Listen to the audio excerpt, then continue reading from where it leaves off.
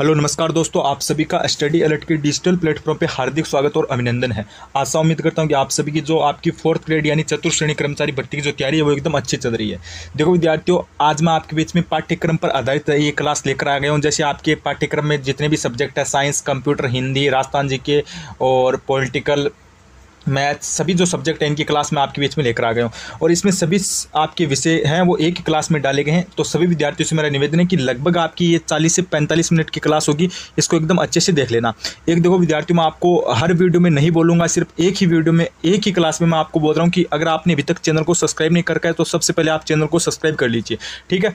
अगर आपको क्लास अच्छी नहीं लगी तो अनसब्सक्राइब कर देना, लेकिन एक बार आप चैनल को सब्सक्राइब कर दो, क्योंकि बाद में आप क्या कर लोगे, बाद में आप भूल जाओगे और फिर आपके बीच में नई क्लास नहीं आएगी, ठीक है। इसलिए चैनल को सब्सक्राइब कर लो। फिर क्या होगा कि हमारी जो नई क्लास आएगी कोई भी सब्जेक्ट की, जैसे science, computer, Hindi, Rajasthan GK या फिर आपके करंट अफेयर, कोई भी क्लास आएगी तो आपको सबसे पहले नोटिफिकेशन देखने को मिल जाएगा। तो चैनल को सब्सक्राइब कर लेना। अगर आपको क्लास अच्छी नहीं लगती है तो अनसब्सक्राइब कर देना, कोई दिक्कत वाली बात नहीं है, लेकिन अभी आपको चैनल को सब्सक्राइब करना है, ठीक है। तो सब्सक्राइब का बटन दिख रहा है, इसको दबा दीजिए। मुझे पता है आपने अभी तक भी नहीं दबाया है, तो चैनल को सब्सक्राइब कर लीजिए, ये आपकी सबसे पहली बात रहेगी। तो वीडियो को स्टार्ट कर लेते हैं, ज़्यादा कुछ देरी नहीं करेंगे, ज़्यादा हम यहाँ पे समय बर्बाद नहीं करेंगे। 40 से 50 मिनट की क्लास होगी। हर वीडियो में मैं आपको सब्सक्राइब का नहीं बोलूँगा, इस वीडियो में मैंने आपको बोला है।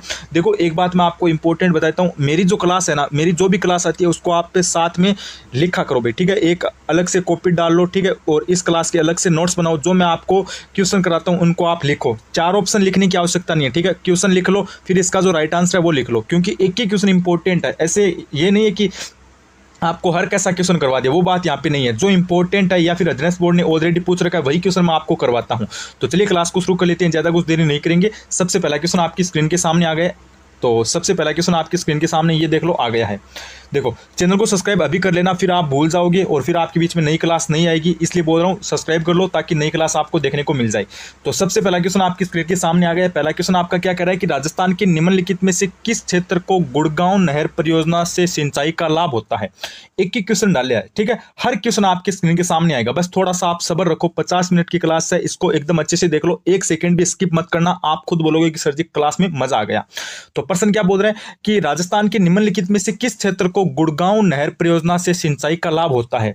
तो भरतपुर, जयपुर, कोटा, जोधपुर। तो इसमें आपका विकल्प नंबर कौन सा राइट हो जाएगा? इसमें आपका विकल्प नंबर 1 राइट हो जाएगा।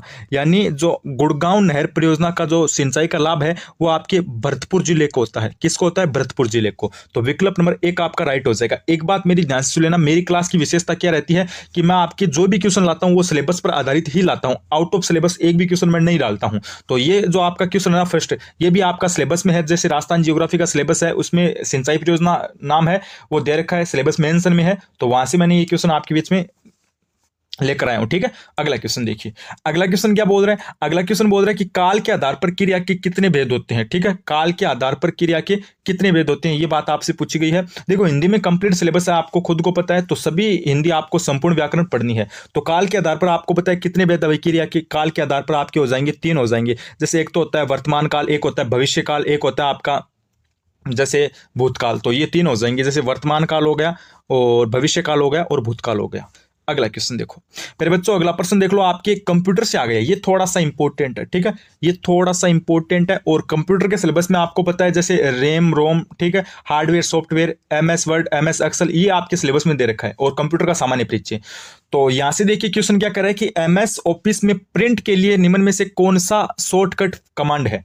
यानी क्लास में एक ही क्वेश्चन का आप लेवल देखना, ऐसे क्वेश्चन आपको यूट्यूब पर कहीं पर भी देखने को नहीं मिलेंगे, ठीक है। इसलिए बोल रहा हूं क्लास को एक सिंगल सेकंड मिस मत करना। तो पर्सन क्या बोल रहा है कि MS ऑफिस में प्रिंट के लिए निम्न में से कौन सा शॉर्टकट कमांड है। तो जैसे हमारे कंप्यूटर होता है, ठीक है, उसमें हम क्या करते हैं, जैसे अपन जो MS ऑफिस है ये ओपन करते हैं, ठीक है। तो इसमें हमें क्या करना है, कोई प्रिंट लेना है, ठीक है, कोई भी मान लो, जैसे एडमिट कार्ड मान लो, कुछ भी मान लो, ठीक है। तो या फिर रिजल्ट मान लो, तो हमें उसका प्रिंट करना है, तो हमें उसकी शॉर्टकट बतानी है, ठीक है। प्रिंट के ऑप्शन के बिना हमें जो की है ना उसके थ्रू शॉर्टकट की क्या है वो बतानी है। तो उसकी शॉर्टकट कमांड है वो क्या है, तो वो आपकी हो जाएगी Ctrl+P। अगर आप Ctrl+P टाइप करोगे ना तो आपका क्या हो जाएगा, ये प्रिंट हो जाएगा। तो विकल्प नंबर आपका यहां से 3 राइट हो जाएगा। तो यहां से देखो पी से प्रिंट और पी से आपका ये क्या हो जाएगा, शॉर्टकट हो जाएगा कंट्रोल प्लस पी। अगला क्वेश्चन देखिए, अगला क्वेश्चन आपसे क्या पूछा जा रहा है, पित्तल एक मिश्रित धातु है। साइंस का सिलेबस है ना, उसमें साफ साफ सिलेबस में मेंशन कर रखा है धातु और अधातु, वहां से ये इंपॉर्टेंट क्वेश्चन है। तो पित्तल एक मिश्रित धातु है, कॉपर और जिंक की है, कॉपर और टिन की है, टिन और लेड की है, लोहा और निकेल की है। तो पित्तल है ना, पित्तल धातु है, वो किससे मिलकर बनी हुई होती है, ये बात बतानी है। तो पित्तल देखो, इसमें एक तो आपकी होती है कॉपर, एक तो क्या होती है कॉपर, प्लस में एक आपकी होती है जिंक, एक क्या होती है आपकी जिंक। अगला क्वेश्चन देखिए, अगला क्वेश्चन आपसे क्या पूछा जा रहा है, ये देख लो, थोड़ा सा इंपॉर्टेंट क्वेश्चन है। विकास अध्ययन संस्थान कहां पर स्थित है? ये क्वेश्चन ऑलरेडी अध्ययन बोर्ड ने सीट के एग्जाम में पूछा था। थोड़ा सा इंपॉर्टेंट क्वेश्चन है, वापस रिपीट हो सकता है, थोड़ा सा नया राजस्थान जीके का क्वेश्चन है कि विकास अध्ययन संस्था कहां पर स्थित है। तो ये आपकी हो जाएगी जयपुर के अंदर। तो आपका क्वेश्चन लिखने का तरीका है वो कैसा होना चाहिए, देखो मेरी जो भी क्लास आती है उसका आपको मैंने ऑलरेडी बता दिया, नोट्स बनाने हैं, क्योंकि एक एक क्लास आपके लिए इंपॉर्टेंट है। तो आपको देखो, पहले आपको ये जैसे क्वेश्चन लिख लेना है, ठीक है, ये क्वेश्चन लिख लिया ऐसे, फिर इसका आंसर लगा के ये आंसर लिख लिया, 4 ऑप्शन आपको लिखने की आवश्यकता नहीं है। तो विकास अध्ययन संस्था कहां पर हो जाएगी, जयपुर के अंदर हो जाएगी।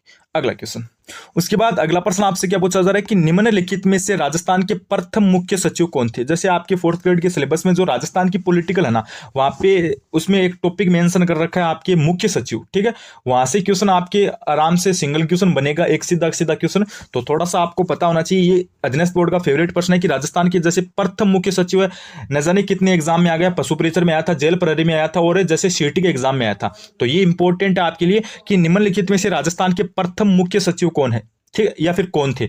तो प्रथम मुख्य सचिव है ये आपके हो जाएंगे श्री राधाकृष्णन, ठीक है। कौन थे भाई राजस्थान के प्रथम मुख्य सचिव, ये आपके थे श्री राधाकृष्णन। अब ये क्वेश्चन आप लिख रहे हो ना, तो इसके साथ में आप एक बात ये भी लिख लेना, वर्तमान करंट का प्रश्न बन सकता है, ठीक है, ये करंट का भी प्रश्न बन सकता है और पॉलिटिकल्स का भी बन सकता है। एक तो बात आपने ये लिख ली, जैसे राजस्थान के प्रथम मुख्य सचिव कौन थे, तो इसमें आपका आंसर हो जाएगा श्री के राधाकृष्णन। अब दूसरी बात आपको कॉपी में नोट लगा के क्या लिखनी है, वर्तमान में, ठीक है, वर्तमान में राजस्थान के मुख्य सचिव कौन है, सुदांश पंत, ठीक है। वर्तमान में आपको और पता होना चाहिए कि वर्तमान में कौन है, तो वर्तमान में आपके हो जाएंगे सुदांश पंत। तो ये दोनों बातें आपको पता होनी चाहिए। अगला क्वेश्चन देखिए, उसके बाद अगला प्रश्न आपसे क्या पूछा जा रहा है, ये देख लो, आपके जैसे साइंस में सिलेबस में है जैसे भौतिक परिवर्तन और रासायनिक परिवर्तन।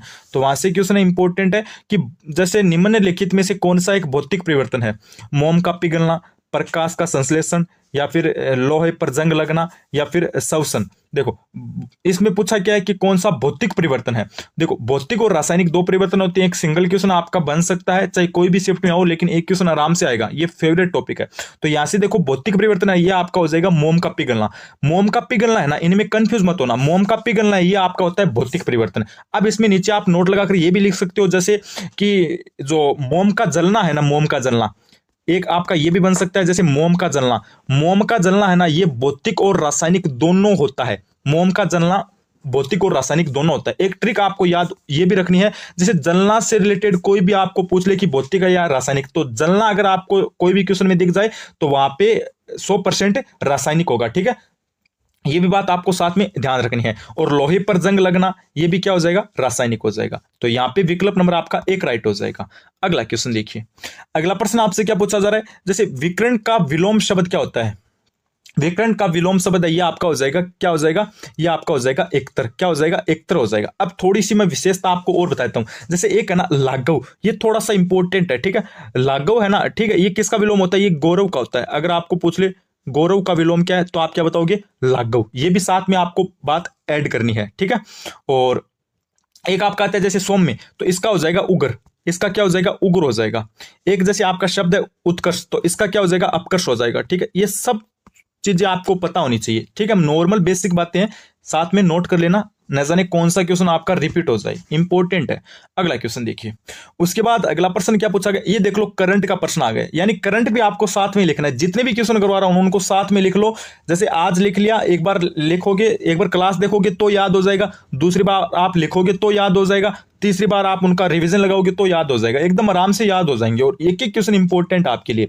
अगला प्रश्न क्या पूछा जा रहा है, राजस्थान विधानसभा में वित्त और विनियोग विधेयक बजट 2025-26 पर चर्चा का जवाब देते हुए मुख्यमंत्री ने किस जिले में संत राम जी का महाराज का पेनोरमा बनाने की घोषणा की। थोड़ा सा आसान भाषा में समझ लो भाई, ठीक है। क्वेश्चन बस इतना लिख लो आप, इतना इंपॉर्टेंट है कि जैसे संत सदाराम जी महाराज है ना, संत सदाराम जी महाराज, इनका पेनोरमा है वो किस जिले में बनवाने की घोषणा की गई है, तो ये थोड़ा सा इंपॉर्टेंट है। तो संत सदाराम जी महाराज का पेनोरमा है ना, ये आपके जैसलमेर जिले में बनवाने की घोषणा की गई है। विकल्प नंबर आपका 3 राइट हो जाएगा। अगला क्वेश्चन देखिए। उसके बाद अगला प्रश्न क्या है, ज्ञापन के लिए अंग्रेजी के किस शब्द का प्रयोग किया जाता है।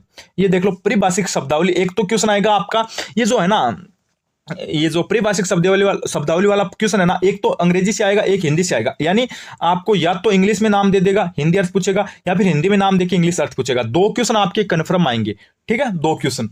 तो ज्ञापन आपको बताना है क्या होता है, ज्ञापन का इंग्लिश में अर्थ क्या होता है, मतलब ज्ञापन के लिए आप कौन सा शब्द इंग्लिश का यूज करोगे। तो इसमें क्या हो जाएगा, मेमोरेंडम हो जाएगा। क्या हो जाएगा, ज्ञापन का क्या होता है, मेमोरेंडम होता है। मेमोरेंडम का हिंदी अर्थ क्या होता है, ज्ञापन, ठीक है। एक तो ये बात नोट कर लो। और एक जैसे आपका आता है सर्कुलर, तो ये सर्कुलर है ना, इसका हिंदी अर्थ होता है परिपत्र। सर्कुलर का क्या अर्थ होता है, परिपत्र होता है। एक आपका आता है जैसे रिमाइंडर, रिमाइंडर है ना, रिमाइंडर है ना, इसका हिंदी अर्थ होता है अनुस्मारक।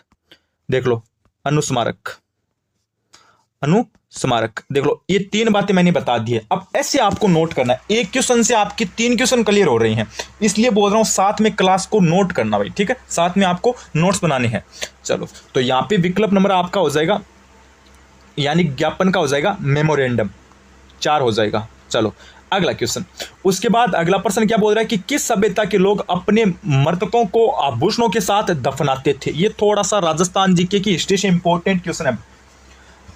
किस सभ्यता के लोग अपने मृतकों को आभूषणों के साथ दफनाते थे। तो 4 विकल्प आपको दे रखे हैं, जैसे गिलुंड है, कालीबंगा है, आहड़ है, बागोर है। तो इसमें कौन सा विकल्प राइट हो जाएगा, तो इसमें आपका विकल्प कौन सा हो जाएगा, जैसे 4 दे रखे हैं, एक तो है गिलुंड, एक का कालीबंगा, एक है आहड़, एक का बागोर। तो बागोर आपको पता है भीलवाड़ा के अंदर है, ठीक है, कहाँ पर है, भीलवाड़ा के अंदर है। और आहड़ आपको पता है उदयपुर के अंदर है, ठीक है। कालीबंगा आपको पता है हनुमानगढ़ के अंदर है। और गिलुंड सभ्यता है, ये आपको पता है राजसमंद के अंदर है। अब क्वेश्चन में आपको क्या पूछा है, क्वेश्चन में ये पूछा है कि किस सभ्यता के लोग अपने मृतकों को आभूषणों के साथ दफनाते थे। तो इसमें आपका विकल्प हो जाएगा 3, यानी आहड़ सभ्यता के। आहड़ सभ्यता के जो लोग थे ना, वो अपने मृतकों को आभूषणों के साथ दफनाते थे। विकल्प नंबर आपका 3 राइट हो जाएगा। अगला क्वेश्चन।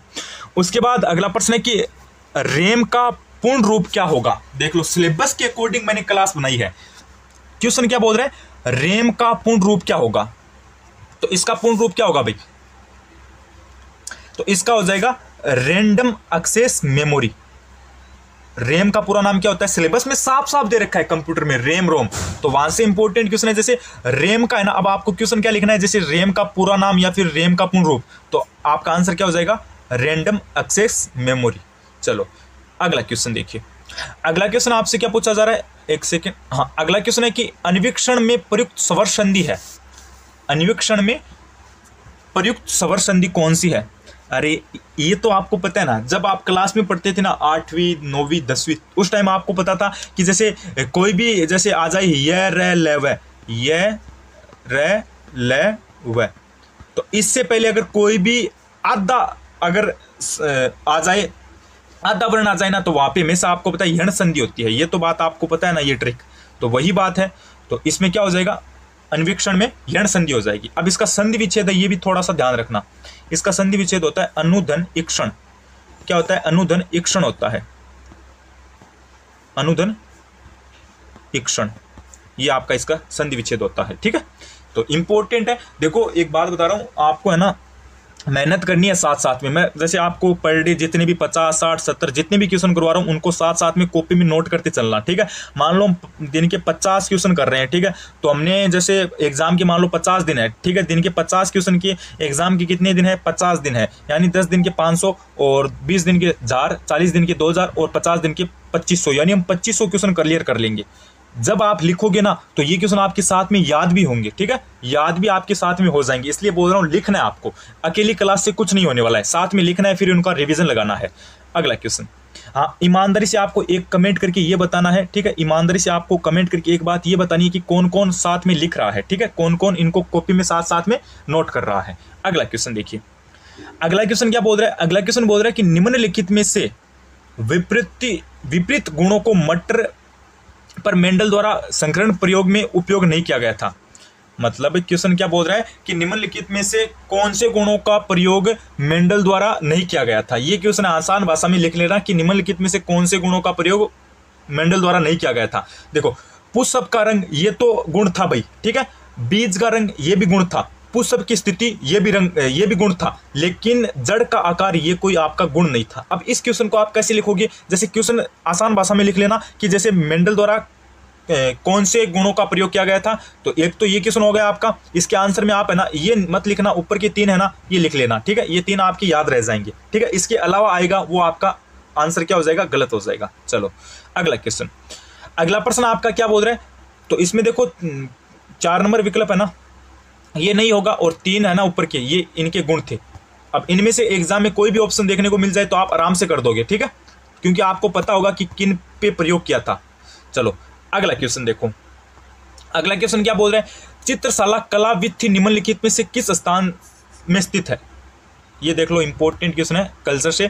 चित्रशाला कला विथी निम्नलिखित में से किस स्थान में स्थित है। जयपुर, कोटा, बूंदी, बीकानेर। तो कला विथी है ना ये आपकी है बूंदी की, ठीक है, कला विथी आर्ट गैलरी, तो ये किससे संबंधित है, ये बूंदी से संबंधित है। अगला क्वेश्चन, प्यारे बच्चों अगला प्रश्न आपसे क्या पूछा गया है, अगला प्रश्न पूछा गया कि निम्नलिखित में से किसे निम्नलिखित में से किसे 69वां ज्ञानपीठ पुरस्कार दिया गया। ये देख लो आपके लिए इंपॉर्टेंट है, निम्नलिखित में से किसे 69वां ज्ञानपीठ पुरस्कार दिया गया। तो ये आपका दिया गया था विनोद कुमार शुक्ल को। किसको दिया गया था, विनोद कुमार शुक्ल को दिया गया था। विकल्प नंबर आपका 2 राइट हो जाएगा। अगला क्वेश्चन, उसके बाद प्यारे बच्चों अगला प्रश्न आपसे क्या पूछा गया है, निम्नलिखित में से अन्य पुरुषवाचक सर्वनाम कौन सा है। अब आपको पता है सिलेबस में आपके सर्वनाम, संज्ञा, विशेषण ये सभी चीज दे रखी है, तो आपको ये बात मालूम होनी चाहिए। देखो इजी से इजी क्वेश्चन भी एग्जाम में आ सकता है। सीटी के एग्जाम में आया था कि संज्ञा व सर्वनाम की विशेषता बताने वाले शब्दों को क्या कहते हैं। तो अब देख लो, अब मैं ये क्वेश्चन आपको करवा दूं तो फिर आप बोलोगे सर जी ये तो एकदम इजी क्वेश्चन है, लेकिन ऐसे भी क्वेश्चन एग्जाम में आते हैं। जैसे आया था ना कि संज्ञा व सर्वनाम की विशेषता बताने वाले जो शब्द है वो क्या कहलाते हैं, तो वो आपके विशेषण कहलाते हैं। वो क्या कहलाते हैं, विशेषण कहलाते हैं। अब क्वेश्चन में क्या पूछा है, जैसे सर्वनाम आपके सिलेबस में है, तो निम्नलिखित में से अन्य पुरुषवाचक सर्वनाम कौन सा है। हम, मैं, आप, ये तो अन्य नहीं है, लेकिन वे है ना, वे आपका क्या हो जाएगा, अन्य पुरुषवाचक सर्वनाम हो जाएगा, ठीक है। तो विकल्प नंबर आपका 3 राइट हो जाएगा। अगला क्वेश्चन, अगला प्रश्न आपसे क्या पूछा गया है, अगला प्रश्न पूछा गया कि राजस्थान में मार्बल डंपिंग यार्ड कहां पर स्थित है। ये एक अच्छा क्वेश्चन है भाई, राजस्थान में मार्बल डंपिंग यार्ड कहां पर स्थित है। किशनगढ़, बूंदी, कुंभलगढ़, बीकानेर। तो ये आपका हो जाएगा किशनगढ़ के अंदर, किशनगढ़ अजमेर के अंदर हो जाएगा। अगर विकल्प में किशनगढ़ न मिले तो आपका अजमेर राइट हो जाएगा, लेकिन आपको याद क्या करना है, किशनगढ़ ही करना है। अगला क्वेश्चन, अगला क्वेश्चन क्या पूछा जा रहा है कि परिभाषिक शब्दावली वैलिड का उपयुक्त हिंदी अर्थ क्या है। ये देख लो, बोला था ना या तो हिंदी देके इंग्लिश पूछेगा या फिर इंग्लिश देके हिंदी पूछेगा। तो वैलिड का हिंदी अर्थ क्या है, वैलिड का अगर आप पर डे 2 भी याद करोगे ना तो भी आपके 100 शब्दावली याद हो जाएगी। ये देख लो भाई, 2 मैं करवा दूंगा, 2 आप अपनी तरफ से याद कर लेना, 200 हो जाएगी। देख लो, और मैं आपको आज तक जितने भी एग्जाम में आई है वो सब करवा दूंगा। तो वैलिड का हिंदी रूप क्या होगा, तो इसका हो जाएगा विधिमान्य। क्या हो जाएगा, विधिमान्य हो जाएगा। विकल्प नंबर आपका 1 राइट हो जाएगा। अगला क्वेश्चन देखिए, उसके बाद मेरे बच्चों अगला प्रश्न क्या पूछा गया, कपूरचंद कुलिस किस समाचार पत्र के संस्थापक थे। कपूरचंद कुलिस है ये किस समाचार पत्र के संस्थापक थे। तो इसमें आपका हो जाएगा विकल्प नंबर 4 राजस्थान पत्रिका। और ये क्वेश्चन आया था सीटी के एग्जाम में, सीटी 10+2 के एग्जाम में आया था। अगला क्वेश्चन देखिए, उसके बाद मेरे बच्चों अगला प्रश्न क्या पूछा गया, क्रिया के अंत में लगने वाले प्रत्यय क्या कहलाते हैं। प्रत्यय सिलेबस में है, एग्जाम में आराम से क्वेश्चन आएगा। और प्रत्यय की एक सबसे शानदार ट्रिक मैं आपको बताता हूं, जैसे मैंने पहले की क्लास में भी बता दी थी। प्रत्यय उपसर्ग अगर इनसे रिलेटेड कोई भी क्वेश्चन आ जाए ना तो उस शब्द को आप मन में या फिर 3 बार बोल लेना, ठीक है, या तो मन के अंदर बोल लेना या फिर वैसे ही बोल लेना। 3 बार बोल लेना, आपको खुद को पता चल जाएगा कि कौन सा इसमें प्रत्यय है और कौन सा मूल शब्द है, ठीक है। तो अब प्रश्न में क्या पूछा, यहाँ पे प्रत्यय उपसर्ग नहीं पूछा, यहाँ पे ये पूछा कि क्रिया के अंत में लगने वाले प्रत्यय क्या कहलाते हैं। तो क्रिया के अंत में लगने वाले प्रत्यय ये क्या कहलाते हैं? तो ये आपके कहलाते हैं तद्धित या फिर कृंतत। तो बताओ कौन से कहलाते हैं? तो इसमें देखो क्वेश्चन में आपसे क्या पूछा है, वापस देखना कि जैसे क्रिया के अंत में लगने वाले प्रत्यय क्या कहलाते हैं, तो वो आपके हो जाएंगे कृत प्रत्यय। ठीक है, क्रिया के अंत में लगने वाले प्रत्यय कृत प्रत्यय हो जाएंगे। अगला क्वेश्चन देखिए। उसके बाद अगला प्रश्न क्या पूछा जा रहा है कि जैसे राजस्थान दिवस 2025 पर सप्ताह भर चलने वाले कार्यक्रमों में एक भाग के रूप में निम्नलिखित में से किस शहर में मार्च 2025 में विकास एवं सुशासन उत्सव का आयोजन किया गया? ये थोड़ा सा इंपॉर्टेंट है। ठीक है, ये थोड़ा सा इंपॉर्टेंट है।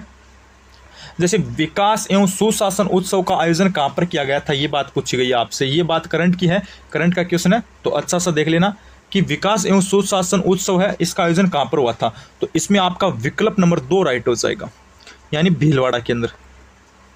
विकास एवं सुशासन उत्सव कहाँ पर आयोजन हुआ?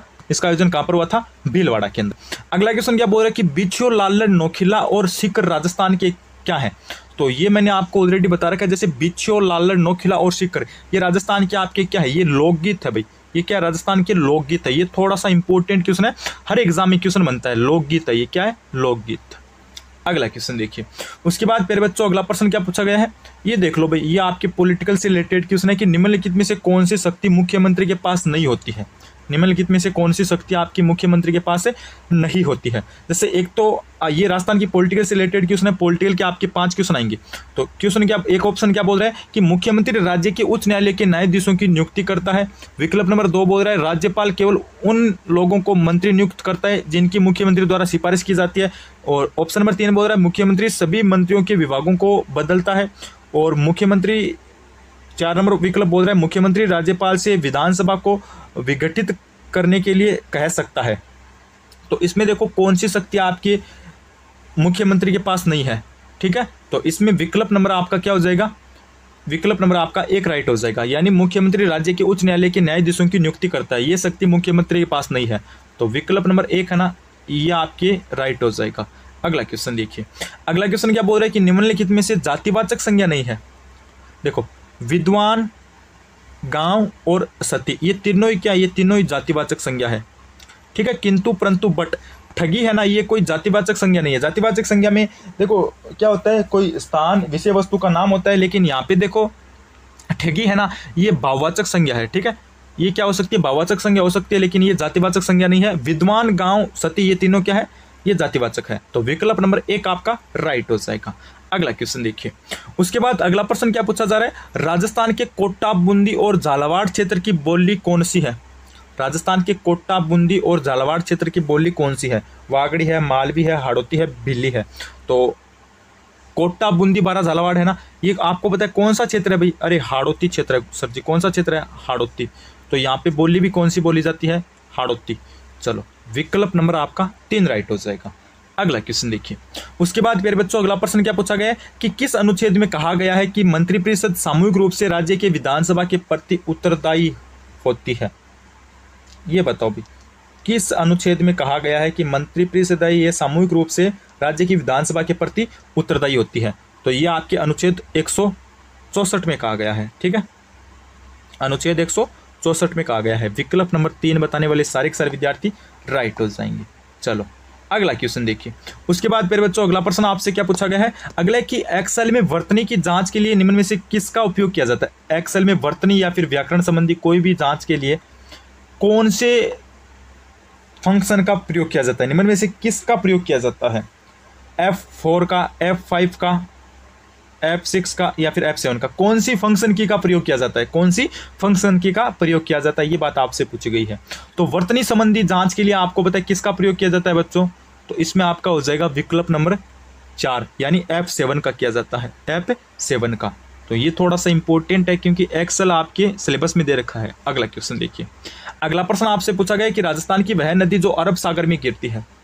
देखो राजस्थान में 3 प्रकार की नदियां होती है, एक तो अरब सागर वाली, एक बंगाल की खाड़ी की, एक आपकी जैसे हो गई किसकी, एक आपकी हो गई अंतःप्रवाही की नदी। लेकिन यहाँ पे पूछा कि कौन सी नदी आपकी अरब सागर में गिरती है? तो देखो लूणी नदी है ना, लूणी नदी, यह आपकी अरब सागर में गिरती है। ठीक है, अब अरब सागर में गिरने वाली नदियां देख लो आप कौन कौन सी हो जाएगी। देखो अरब सागर वाली, देखो एक तो आपकी है जैसे लूणी नदी, ठीक है। एक इसमें आप ऐड कर लो माही नदी, ठीक है। कम से कम ये दो तो आप याद करो ही, ये दो तो कम से कम आपकी याद होनी ही चाहिए, दोनों ही इंपॉर्टेंट है।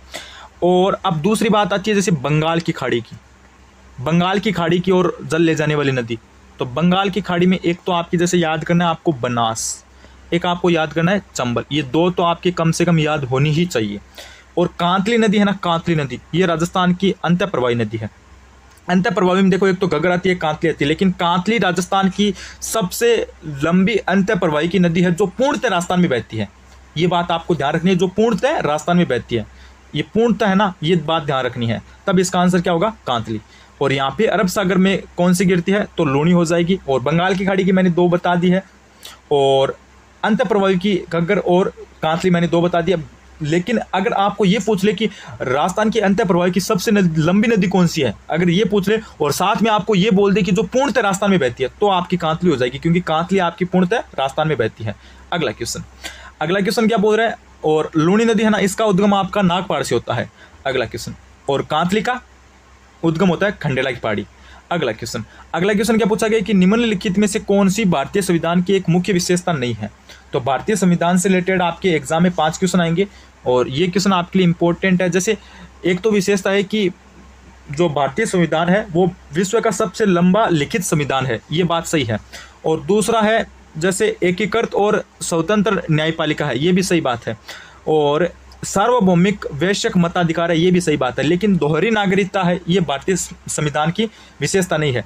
दोहरी नागरिकता है ना, ये अमेरिका संविधान की विशेषता है। वहाँ पर कोई व्यक्ति है वो 2 देशों की नागरिकता ले सकता है, लेकिन भारतीय संविधान की ये विशेषता नहीं है, ठीक है। चलो अगला क्वेश्चन देखिए, अगला क्वेश्चन क्या बोल रहा है, उत्कर्ष शब्द में कौन सा उपसर्ग है। तो इसमें आपका हो जाएगा उत उपसर्ग, और मूल शब्द क्या हो जाएगा, करस हो जाएगा, ठीक है, उत्कर्ष। अगला क्वेश्चन, अगला प्रश्न बोल रहा है कि राजस्थान में थिवाकला निम्न में से किस क्षेत्र से संबंधित है। ये भी आपके लिए एक इंपॉर्टेंट है। राजस्थान में थिवाकला निम्नलिखित में से किस क्षेत्र से संबंधित है। तो थिवाकला आपकी हो जाएगी प्रतापगढ़ की, कौन से क्षेत्र की हो जाएगी, प्रतापगढ़ की हो जाएगी। और इसमें भी आपके एक परिवार है सोनी परिवार, वो आपका क्या है, थिवाकला से संबंधित परिवार है, ठीक है। तो ये भी ध्यान रखना है कि जैसे थिवाकला प्रतापगढ़ की संबंधित है, उससे संबंधित परिवार कौन सा है, तो थिवाकला से संबंधित परिवार आपका हो जाएगा सोनी परिवार। अगला क्वेश्चन, अगला क्वेश्चन क्या बोल रहा है, अगला क्वेश्चन बोल रहा है कि माही बजाज सागर परियोजना निम्नलिखित में से भारत के किन राज्यों की संयुक्त परियोजना है, किन राज्यों का संयुक्त उपक्रम है। तो माही है ना, माही परियोजना, ये देखो अब काफ़ी सारे विद्यार्थी इसमें गलत करते हैं। जैसे वो सोचते हैं कि माही नदी मध्य प्रदेश से आती है, तो राजस्थान और मध्य प्रदेश की है, लेकिन ये गलत है, क्योंकि माही बजाज सागर परियोजना है ना, ये राजस्थान और गुजरात की संयुक्त परियोजना है। विकल्प नंबर 3 राइट हो जाएगा। इस क्वेश्चन को अच्छे से नोट कर लेना, इंपॉर्टेंट है ये आपके लिए, ठीक है। अगला क्वेश्चन देखिए, उसके बाद फिर बच्चों अगला प्रश्न आपसे क्या पूछा गया है, अगला है कि निम्न में से शरीर का पर्यायवाची कौन सा है। शरीर शब्द का पर्यायवाची बताना है। तो शरीर का पर्यायवाची क्या हो जाएगा, वप्पू हो जाएगा, वप्पू, क्या हो जाएगा, वप्पू। अगला क्वेश्चन, उसके बाद अगला प्रश्न है कि निम्न में से कौन सा सुमेलित नहीं है। ये जो परियोजना दे रखी है, एक तरफ उनके संबंधित राज्य दे रखे हैं, और एग्जाम में है ना कन्फर्म क्वेश्चन आएगा, क्योंकि ये सिलेबस में आपके साफ साफ दे रखा है, क्योंकि परियोजना जो टॉपिक है ना, ये सिलेबस में साफ साफ दे रखा है। तो बाखरा नांगल परियोजना है राजस्थान पंजाब हरियाणा की है, सही बात है, ठीक है। चंबल परियोजना है राजस्थान मध्य प्रदेश, ठीक है। माही बजाज सागर परियोजना राजस्थान और गुजरात, ठीक है, ये भी सही है। और चंबल परियोजना राजस्थान मध्य प्रदेश, ये भी सही है। लेकिन इंदिरा गांधी परियोजना है ना, ये राजस्थान उत्तर प्रदेश की नहीं है, ठीक है, ये गलत हो जाएगा, विकल्प नंबर 4 गलत हो जाएगा। अगला क्वेश्चन, हाँ ऊपर की 3 नोट कर लेना आप, ठीक है। अगला प्रश्न, अगला है कि निम्नलिखित में से कौन सा सिस्टम सॉफ्टवेयर है। अब सॉफ्टवेयर भी आपके सिलेबस में है, तो मैंने इसका भी क्वेश्चन आपके बीच में डाला है, यानी एक ही क्वेश्चन आपके लिए इंपॉर्टेंट है। तो निम्नलिखित में से कौन सा सिस्टम सॉफ्टवेयर है, Excel, PowerPoint, MS Word या फिर लिनक्स। तो इसमें आपका क्या हो जाएगा, इसमें आपका लिनक्स है ना, ये सिस्टम सॉफ्टवेयर हो जाएगा। विकल्प नंबर आपका 4 राइट हो जाएगा। 4 बताने वाले क्या हो जाएंगे, सारे विद्यार्थी सही हो जाएंगे। अगला क्वेश्चन, उसके बाद फिर बच्चों अगला प्रश्न आपसे क्या पूछा गया है, खेलो इंडिया यूथ गेम्स 2025 की मेजबानी है निम्नलिखित में से किस राज्य ने की, ठीक है, निम्नलिखित में से किस राज्य ने की, ये बात आपको बतानी है। और ये करंट से इंपॉर्टेंट प्रश्न बन सकता है, खेलो इंडिया यूथ गेम्स में किस राज्य ने मेजबानी की। तो इसमें आपका विकल्प कौन सा राइट हो जाएगा, इसमें विकल्प आपका हो जाएगा 1 यानी बिहार ने। कौन से राज्य ने मेजबानी की थी? बिहार ने की थी। अगला क्वेश्चन। उसके बाद प्यारे बच्चों अगला प्रश्न आपसे क्या पूछा गया है? डबोक हवाई अड्डा निम्नलिखित में से किस जिले में स्थित है? ये अच्छा क्वेश्चन है भाई। अब आपको पता है आपके परिवहन वाला टॉपिक सिलेबस में दे रखा है। एक क्वेश्चन आपका कन्फर्म एग्जाम में बन सकता है, जैसे कि डबोक हवाई अड्डा है, यह आपका कौन से जिले में है? तो डबोक हवाई अड्डा आपका हो जाएगा उदयपुर जिले के अंदर। विकल्प नंबर 3 बताने वाले सारे के सारे विद्यार्थी राइट हो जाएंगे। चलिए उसके बाद प्यारे बच्चों अगला क्वेश्चन आपसे क्या पूछा गया है? अगला क्वेश्चन देखिए आपसे क्या पूछा गया है। अगला प्रश्न पूछा गया कि मेंडल द्वारा अध्ययन किए गए विपरीत विशेषकों और गुणों के गलत मेल को चुनिए। मतलब क्वेश्चन को दोबारा पढ़िए, वापस पढ़िए। मेंडल द्वारा अध्ययन किए गए विपरीत विशेषकों और गुणों के गलत मेल वाले संयोजन को चुनिए। तो बीज का रंग पीला हरा, ये सही बात है, ठीक है। और बीज का आकार गोल और झुर्रीदार, ये भी सही है। पुष्प की स्थिति अक्षीय और शीर्षस्थ, ये भी सही है। और फली का रंग सफेद और पीला, ये गलत बात है, ये आपका असंगत है, क्योंकि जो फली का रंग था ना उसका आप सफेद पीला नहीं है ना, ये नहीं है, ठीक है। इसके लिए आपको नोट क्या करना है? फली का रंग है ये आपका था हरा पीला। फली का रंग कैसा था? हरा और पीला था। ये बात आपको साथ में ऐड करनी है। चलो तो विकल्प नंबर 4 है ना, ये आपका गलत हो जाएगा। अगला क्वेश्चन देखिए। उसके बाद मेरे बच्चों अगला प्रश्न आपसे क्या पूछा गया है? बड़ला सोलर पार्क राजस्थान के किस स्थान पर अवस्थित है? ये अच्छा और इंपॉर्टेंट क्वेश्चन आपसे पूछा गया है। बड़ला सोलर पार्क है ये राजस्थान के कौन से स्थान पर स्थित है? तो बड़ला आपका हो जाएगा जोधपुर के अंदर। विकल्प नंबर 2 राइट हो जाएगा। विकल्प नंबर 2 बताने वाले सारे विद्यार्थी सही हो जाएंगे। चलिए अगला क्वेश्चन देखिए। उसके बाद मेरे बच्चों अगला प्रश्न आपसे क्या पूछा गया है? अगला प्रश्न पूछा गया है कि राजस्थान की भाषा के लिए राजस्थानी शब्द का प्रयोग सर्वप्रथम किस व्यक्ति ने किया था? राजस्थान की भाषा के लिए राजस्थानी शब्द का प्रयोग सर्वप्रथम किसने किया? तो इसमें आपका विकल्प नंबर 1 राइट हो जाएगा, यानी जॉर्ज अब्राहम ग्रियर्सन ने किया। जॉर्ज अब्राहम ग्रियर्सन ने राजस्थानी भाषा का जो नाम का प्रयोग है ये किया था। अगला क्वेश्चन देखिए। उसके बाद प्यारे बच्चों अगला प्रश्न आपसे क्या पूछा गया है? अगला प्रश्न पूछा गया है कि निम्नलिखित में से अशुद्ध वाक्य लिखिए। अशुद्ध वाक्य हमें बताना है, ये थोड़ा सा आपके लिए इंपॉर्टेंट है भाई। निम्नलिखित में से अशुद्ध वाक्य बताइए। देखो मेरी बात ध्यान से सुनो भाई, क्या सुननी है आपको ध्यान से? कृपया यहाँ पे बैठिए, ये तो शुद्ध वाक्य है। मैं प्रातःकाल घूमने जाता हूँ, ये भी शुद्ध वाक्य है। देखो जल्दी वापस लौट कर आना, अब देखो यहाँ पे 2 शब्दों की पुनरावृत्ति हो रही है। देखो यहाँ पे 2 की जरूरी थोड़ी नहीं थी, मुझे ये बताओ। ऐसे भी बोल सकता था कि जल्दी वापस आना, ठीक है, तो भी वाक्य सही हो सकता था। यानी अगर वो ऐसे बोल देता जैसे जल्दी वापस आना, ठीक है, ये बात बोल देता तो वाक्य सही हो सकता था। या फिर वो ये बोल देता कि जल्दी लौट कर आना, तो भी सही हो सकता था। लेकिन यहाँ पे क्या बोला कि जल्दी वापस लौट कर आना, दोनों बात बोली है, तो ये क्या हो जाएगा? तो ये आपका अशुद्ध हो जाएगा। अगला क्वेश्चन देखिए। अगला क्वेश्चन क्या बोल रहे हैं? 2011 की जनगणना के अनुसार राजस्थान में निम्नलिखित में से किस जिले के जोड़े ने घनत्व 100 से कम है? वो बताओ भाई। क्वेश्चन को देखो थोड़ा सा ये गलत टाइप हो गया।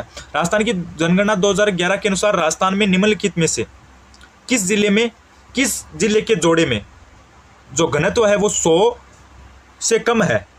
100 से कम है बताना है। 100 से कम कौन से में है? तो 100 से कम एक तो आपका हो जाएगा जैसलमेर में, ठीक है, और एक हो जाएगा बीकानेर में। अब तीसरा जिला आप बताओ भाई। जैसलमेर, बीकानेर, अब तीसरा चूरू है या फिर बाड़मेर है? तो तीसरा बताओ भाई। 2011 की जनगणना के अनुसार राजस्थान के निम्नलिखित में से किस जिले में 100 से कम घनत्व है? 100 से कम जनसंख्या घनत्व किस में है? तो यह आपका हो जाएगा एक बाड़मेर के अंदर। जैसलमेर, बीकानेर, बाड़मेर। विकल्प नंबर 3 राइट हो जाएगा। अगला क्वेश्चन। उसके बाद अगला प्रश्न है कि निम्नलिखित में से या फिर किस फिल्म ने 55वें भारतीय अंतर्राष्ट्रीय फिल्म महोत्सव में गोल्डन पिकॉक पुरस्कार जीता है? ये अच्छा करंट का प्रश्न आपका, ये अच्छा प्रश्न है। किस फिल्म ने 55वें भारतीय अंतर्राष्ट्रीय फिल्म महोत्सव में गोल्डन पिकॉक पुरस्कार जीता है? तो ये आपका जीता था टॉप 6 ने। देखिए उसके बाद अगला प्रश्न आपसे क्या पूछा जा रहा है? कच्छी घोड़ी नृत्य किस अवसर पे किया जाता है या फिर किस अवसर से संबंधित है? तो ये आपका हो जाएगा किससे संबंधित हो जाएगा? तो ये आपका हो जाएगा होली से संबंधित हो जाएगा, ठीक है। और कच्छी घोड़ी नृत्य है ना, ये शेखावाटी क्षेत्र में किया जाता है। कौन से क्षेत्र में किया जाता है? शेखावाटी क्षेत्र में किया जाता है। चलो, तो विकल्प नंबर आपका 2 राइट हो जाएगा। अगला क्वेश्चन देखिए, अगला क्वेश्चन आपसे क्या पूछा गया, ये देख लो, कंप्यूटर का इंपॉर्टेंट क्वेश्चन आपके लिए। ये क्वेश्चन क्या है कि यूएसबी का पूर्ण रूप क्या है। ये अच्छा और इंपॉर्टेंट क्वेश्चन आपके लिए, ये अच्छा और इंपॉर्टेंट क्वेश्चन है आपके लिए, अच्छे से पढ़ना भाई। यूएसबी का पूर्ण रूप क्या है, तो यूएसबी का पूर्ण रूप क्या हो जाएगा, तो इसका आपका हो जाएगा यूनिवर्सल सीरियल बस। यूएसबी का पूर्ण रूप क्या है, यूनिवर्सल सीरियल बस। विकल्प नंबर आपका 1 राइट हो जाएगा।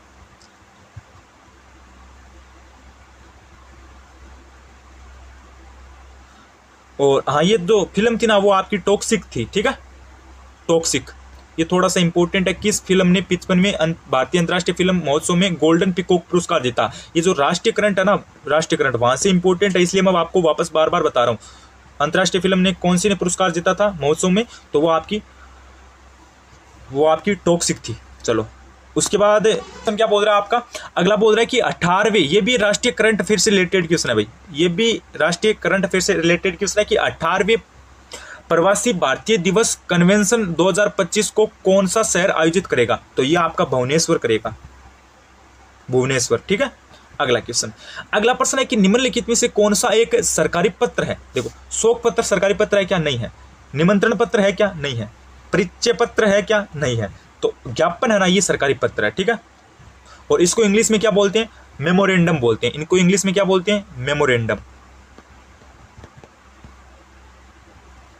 अगला क्वेश्चन, अगला प्रश्न क्या बोल रहा है, ये एक आपका करंट का प्रश्न है कि राजस्थान के बजट 2025-26 के अनुसार मुख्यमंत्री अमृत आहार योजना से 3 से 6 वर्ष के बच्चों के अतिरिक्त पोषण हेतु, अमृत आहार योजना के तहत बताना है कि 3 से 6 वर्ष के बच्चों के अतिरिक्त पोषण हेतु सप्ताह में कितने दिवस दूध उपलब्ध करवाने की घोषणा की गई है। तो पहले 3 दिन थे, लेकिन इसको बढ़ाकर अब 5 दिन कर दिया, यानी इस योजना के अनुसार अब 5 दिन दूध उपलब्ध करवाया जाएगा। अगला क्वेश्चन, उसके बाद अगला प्रश्न है कि निम्नलिखित में से कौन सा एक प्रिंटर ध्वनि रहित, उच्च गति और उच्च गुणवत्ता वाला है। ये एक अच्छा इंपॉर्टेंट क्वेश्चन आपके लिए, ये क्वेश्चन इंपॉर्टेंट है आपके लिए, अच्छा और इंपॉर्टेंट क्वेश्चन आपके लिए, इस पे स्टार लगा लो भाई, ठीक है। चलो, तो ये एक इंपॉर्टेंट है। और पर्सन क्या बोल रहा है कि जैसे निम्नलिखित में से कौन सा एक प्रिंटर ध्वनि रहित, उच्च गति और उच्च गुणवत्ता वाला है, तो ये आपका हो जाएगा लेजर प्रिंटर। कौन सा हो जाएगा, लेजर प्रिंटर हो जाएगा। विकल्प नंबर 4 राइट हो जाएगा। अगला क्वेश्चन, उसके बाद अगला प्रश्न है कि सिक्कर का कौन सा स्थान गोटा उद्योग के लिए प्रसिद्ध है। तो सिक्कर का आपका कौन सा स्थान हो जाएगा गोटा उद्योग के लिए प्रसिद्ध, खंडेला। विकल्प नंबर 4 राइट हो जाएगा। विकल्प नंबर 4 बताने वाले सारे के सारे विद्यार्थी राइट हो जाएंगे। चलिए, अगला क्वेश्चन देखिए। उसके बाद फिर बच्चों अगला प्रश्न आपसे क्या पूछा गया है, अगला कि राज्य सरकार के मुख्य सचिव की नियुक्ति कौन करता है। ये अच्छा प्रश्न आपका पॉलिटिकल से।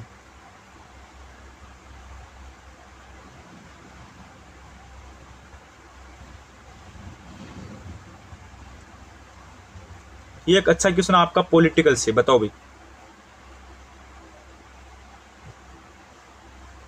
प्रश्न क्या है कि राज्य सरकार के मुख्य सचिव की नियुक्ति कौन करता है। तो मुख्य सचिव की नियुक्ति करता है मुख्यमंत्री, ठीक है। मुख्यमंत्री द्वारा मुख्य सचिव की नियुक्ति की जाती है।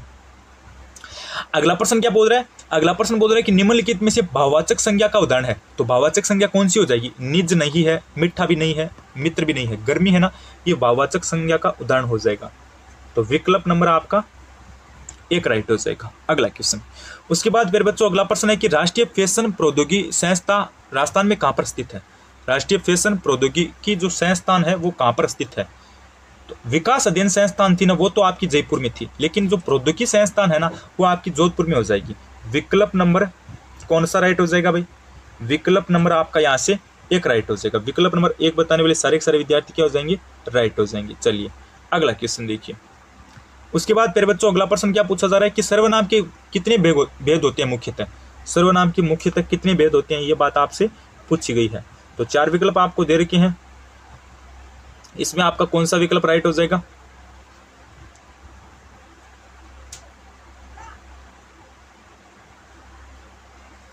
तो सर्वनाम के मुख्यतः कितने भेद होते हैं, सर्वनाम के आपके मुख्यतः 6 भेद होते हैं। विकल्प नंबर 3 राइट हो जाएगा। अगला क्वेश्चन देखिए। उसके बाद फिर बच्चों अगला प्रश्न आपसे क्या पूछा गया, गेप सागर झील कहां पर स्थित है। गेप सागर झील जो है वो आपकी कहां पर है। गेप सागर झील। तो गेप सागर झील बच्चों आपकी कहाँ पर हो जाएगी, तो ये आपकी डूंगरपुर में हो जाएगी, ठीक है। कहाँ पर हो जाएगी, डूंगरपुर में। और इस झील पर एक महल भी है, कौन सा है, बादल महल, ठीक है, इस झील के पास है।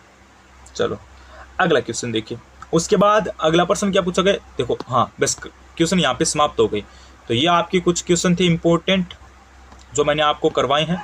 अब मुझे आप एक बात ईमानदारी से ये बताना कि क्लास आपको कैसी लगी, ठीक है। कमेंट करके एक बात आपको ये बतानी है कि क्लास कैसी लगी।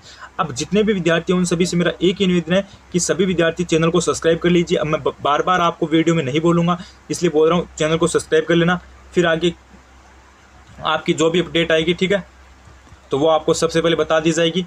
तो एक बार चैनल को सब्सक्राइब कर लेना। फोर्थ ग्रेड से रिलेटेड कोई भी अपडेट, कोई भी क्लास, आपको सब कुछ चीज़ें वो आपको यहाँ पे बता दी जाएगी, ठीक है। और एक बात ध्यान दे लेना भाई, आगे हमारी क्लास की जो भी अपडेट आएगी तो वो आपको, अगर आप चैनल सब्सक्राइब कर लोगे तो आपके पास नोटिफिकेशन आ जाएगा। इसलिए बोल रहा हूँ चैनल को सब्सक्राइब कर लो ताकि हमारे आगे कोई भी क्लास आई तो आपको सबसे पहले नोटिफिकेशन देखने को मिल जाए। और जितने भी विद्यार्थी वो ज़्यादा से ज़्यादा क्लास को शेयर करना। धन्यवाद। बने रहिए चैनल के साथ, like and subscribe, study alert channel को सब्सक्राइब कर लेना। धन्यवाद।